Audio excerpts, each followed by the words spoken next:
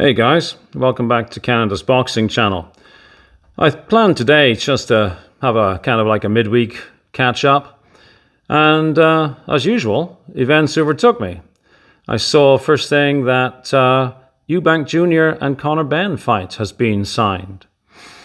I think it's scheduled for April the 26th, but I don't know where. I'm not a huge social media kind of user, so I haven't been able to find in my quick glance where it's to be held. I think there's some obvious places. Riyadh would be one, and the UK would be the other, I guess. I've touched on this fight before. I very clearly remember their fathers fighting, and they had two real good battles. Both were excellent fighters. No disrespect intended, but I don't see that level of quality in either of the sons. I mean, Chris Eubank is not a world champion. Doesn't seem to be committed, hungry, for a world championship. I mean, he's very fond of telling people how rich he is. And then we have Eubank Benn. What to say, right? He's had allegations of drug abuse. Seems very, very, very full of himself. And don't get me wrong. I mean, if you're confident, that's great. Being cocky to the point of obnoxious is not so great. One of the things that I don't get, they're both, if I'm not mistaken, and maybe somebody in the comments will correct me on this, they're both privately educated, super rich kids, and I don't really understand why Eubank Benn pretends to be some sort of Essex gangster. I mean, that's like me pretending to be from Texas. It doesn't make a whole lot of sense to me. It's a kind of a caricature, and so when that's introduced, I kind of think the rest of it's fake as well. I mean, will I watch the fight? Honestly, I don't know. It's not a fight that appeals to me. I'm not really sure why, but clearly it's going to make a potload of money. So, some retired guy on the internet saying it doesn't mean much to him probably doesn't really cut much ice with these guys. But as a fan of the sport, I don't know. I've said before, I think it's a mismatch as well. I mean, there's a weight difference, class. Anyway, it's going to happen. April the 26th. I'm sure we'll talk about it more. There'll be a lot of hype about it. But the question I have is, if their names were Chris Brown and Connor Smith, is there any appetite for that fight? All other things being equal. No, it's just because their dads fought and were great fighters. That doesn't make a whole heck of a lot of sense to me. Hey, what do I know? Clearly not a lot. Okay, the next thing I was thinking about is that the man whose name I keep promising not to raise, and every video I talk about it. 1 second. And that's our man Fury.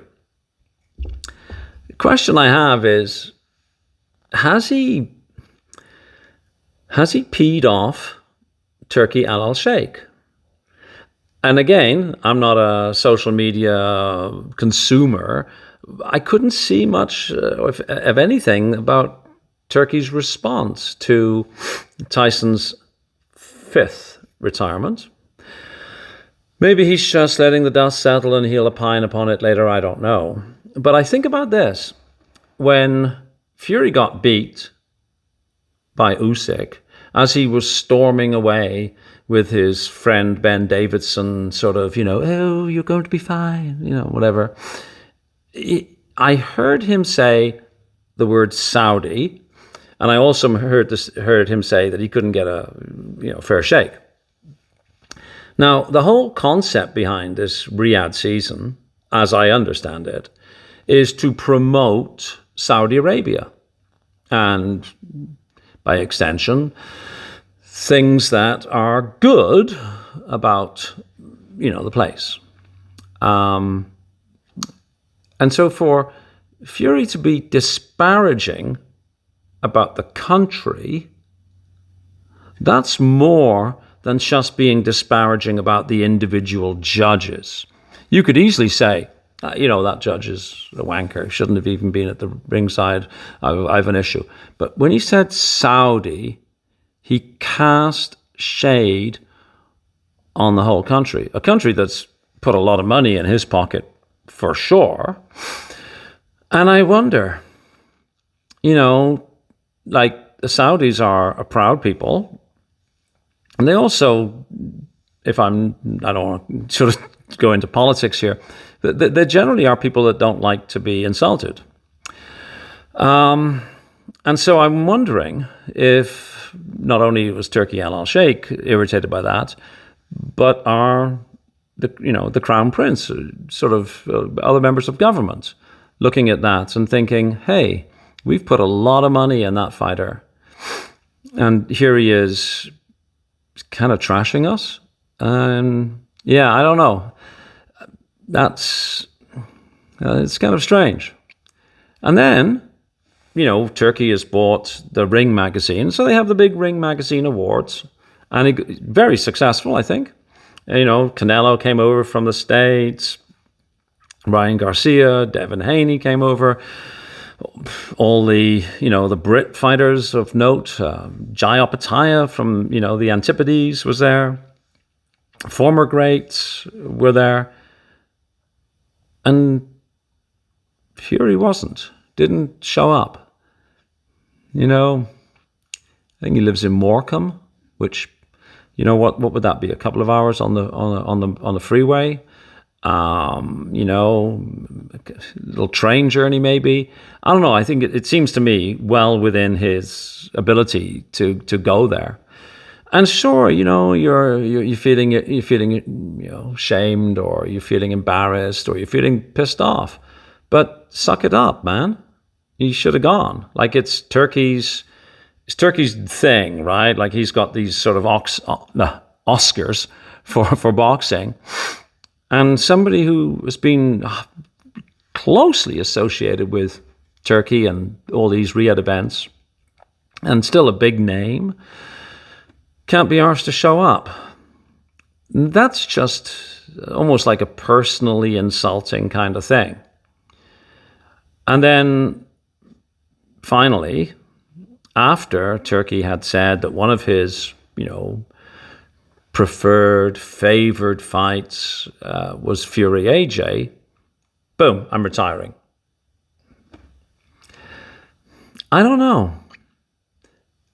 Maybe I'm reading too much into this, but it looks to me like Fury is very poorly advised to irritate in any way or kind of embarrass in any way Turki Al Sheikh. And I say this because even if he doesn't fight again, there's probably going to be business, one would think, between Turkey and Fury. But hey, I'd like to know what other people think about this.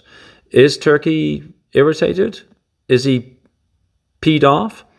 And then secondly, if he is, will he just sort of like brush it off and think, oh, well, whatever. It's not going to get in the way of business. I don't know.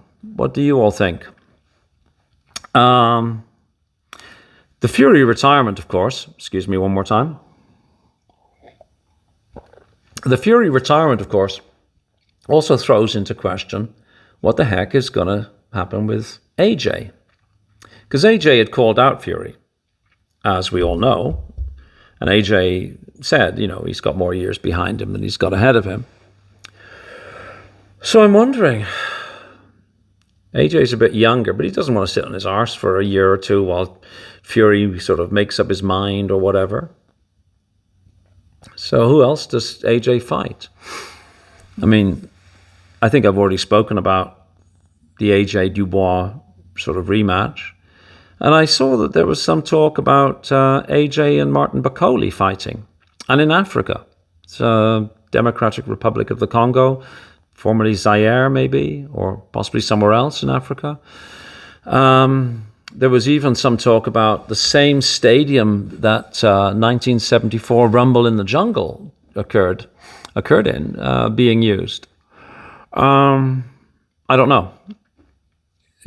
Would that be interesting? Would it be a moneymaker? I guess it would be a moneymaker. It probably would sell very big in Africa, I would think. AJ is of Nigerian heritage, and Bakole is from the Democratic Republic of Congo. So I guess a lot of people there would find that to be like a, your local derby kind of fight. I don't know. I think it'd be a good fight. I'm a fan of AJ. I like AJ, but I don't see AJ winning that one. I mean, I could see AJ beating Fury because I don't think Fury's got a very big punch, quite frankly. It's a bit big enough to hurt, but not in the level of like a Dubois or an AJ or a Bakole. It'd be a good fight. I mean, I'd like to see it. Of course. Be honest, I think AJ would be better off fighting somebody else, to be honest. And the guy I think of, comes to my mind, would be Wilder. I mean, Wilder was one of the big three. Wilder, of course, is mostly done now, though he apparently is coming back.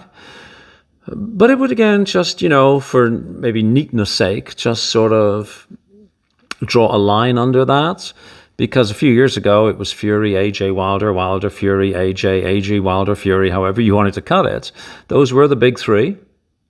So far, we've had Fury, Wilder, but we haven't had AJ in against either. So it would be nice, I mean, as a fan, from a fan's perspective, and somebody who likes history and stats, whatever, to see those two guys, Wilder and AJ, meet and sort it out. Not, of course, the fight it would have been some years ago, but still, probably a moneymaker. Catch a lot of eyeballs. And Wilder's name is still a lot bigger, particularly this side of the pond, than Bakole.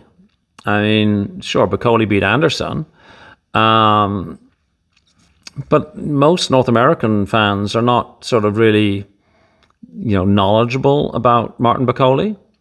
I mean, the odds when he fought Anderson were upside down. People were favoring Anderson. I was favoring Bakole, and I cleaned up. But Wilder is, of course, a name, right? Americans and, for that matter, Canadians, Deontay Wilder, it's still a name. So Wilder, AJ, that's what I would choose over Wilder, Bakole. If I was in AJ's sort of orbit of advisors.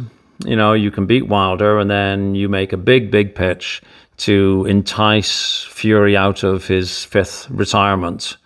Unless he's back already, of course. He might have been back and retired for the sixth time. I mean, who knows, right? And finally, the Ring Awards. Of course, Usyk was awarded Fight for the Year. And what a class response. Like when he got up, short acceptance speech in English, just really nice human being kind of thing for him to say. Honestly, I don't know how to clip it to this video, so I encourage you to go and find it on YouTube. But again,